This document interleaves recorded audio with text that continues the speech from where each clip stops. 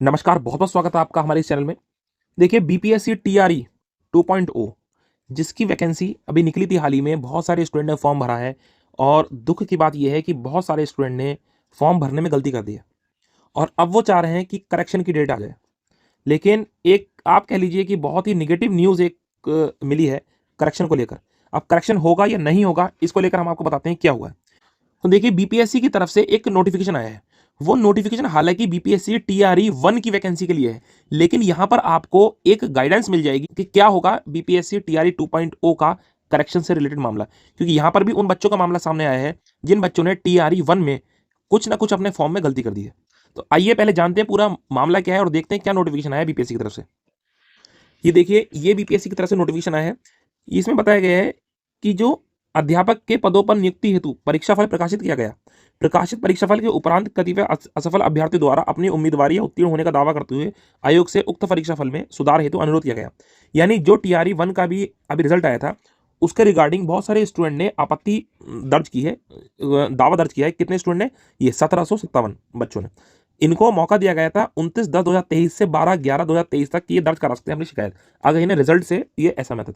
अब ये जो इन्होंने किया है, इसके बाद क्या हुआ? अब इस उन्हीं सब बच्चों के लिए जवाब आया है बीपीएससी की तरफ से। तो बीपीएससी ने बताया है जो ये टोटल 1700 कोई बच्चों ने आवेदन किया था, यानी कि रिक्वेस्ट डाली थी या कोई शिकायत की थी इस रिजल्ट को लेकर कि कुछ गलती हुई है इसमें, तो उस आपत्ति के निराकरण के लिए बीपीएससी ने बताया है कि 741 इसमें जो आवेदन है वो तो ऐसे हैं जिनके साथ शपथ पत्र ही समर्पित नहीं किया गया, तो वो तो वैसे ही विचारणीय नहीं है, खत्म हो गए।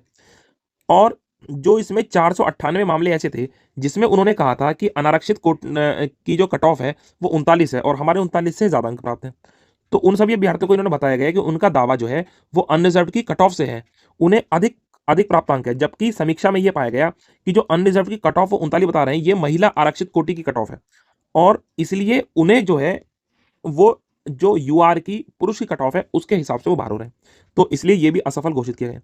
अब यहाँ आपके जो मामला है जो कि करेक्शन के रिगार्डिंग अगर हम बात करें, तो वो ये है कि जो 479 अभ्यर्थी ऐसे हैं जिनके द्वारा आवेदन पत्र में या तो कोटि, योग्यता, बीएड, डीएलएड, अर्हतांक यानी जो भी प्राप्तांक होते हैं हमारे वो आदि बिंदुओं पर गलत सूचना दी गई थी, तो उनके द्वारा अपने अपने आवेदन पत्र में दी गई सूचनाओं के आधार पर विज्ञापन के शर्तों को पूरा नहीं करने के कारण असफल घोषित किए गए।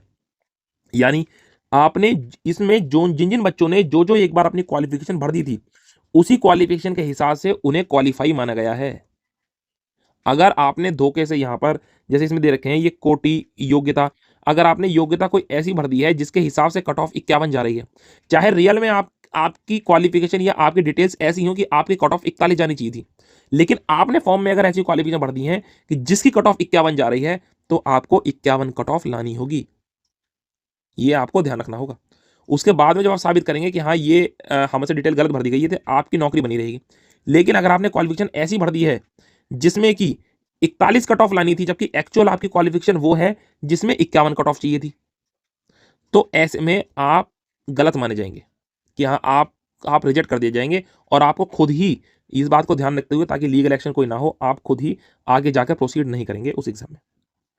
चलिए खैर, जो जो इसमें एक बार हम पूरी पूरी डिटेल्ड वीडियो बना लेंगे। अभी आप एग्जाम दीजिए कि किस किस टाइप की एरर्स बच्चों ने की है और उन एरर्स को लेकर आगे आपका क्या अप्रोच होनी चाहिए। सारे जितने भी पॉसिबल केसेस हैं वो सारे एक बार मैं एक वीडियो में डिस्कस कर लूंगा। वो वीडियो थोड़ी सी लंबी हो जाएगी। अभी एक बार एग्जाम पूरी तरीके से कंप्लीट हो जाए आपका, उसके बाद इस बारे में हम डिस्कस करेंगे आगे। खैर, इन्होंने आगे जो बताया गया है कि जो 9 अभ्यर्थी थे वो ऐसे थे जिन्होंने जंतु विज्ञान विषय भरे थे, उनकी कट ऑफ। चलिए ये छोड़िए, आगे हमारा जो काम का था इसमें जो हम देख रहे थे वो ये था, ये वाला, जिन्होंने अपने आवेदन पत्र में गलत भर दिया। तो आप ये ध्यान रखिए, अगर आपने भी गलत भर दिया है तो जो भी आपने गलत भरी है उसके हिसाब से सबसे पहले आप कट ऑफ लाइए।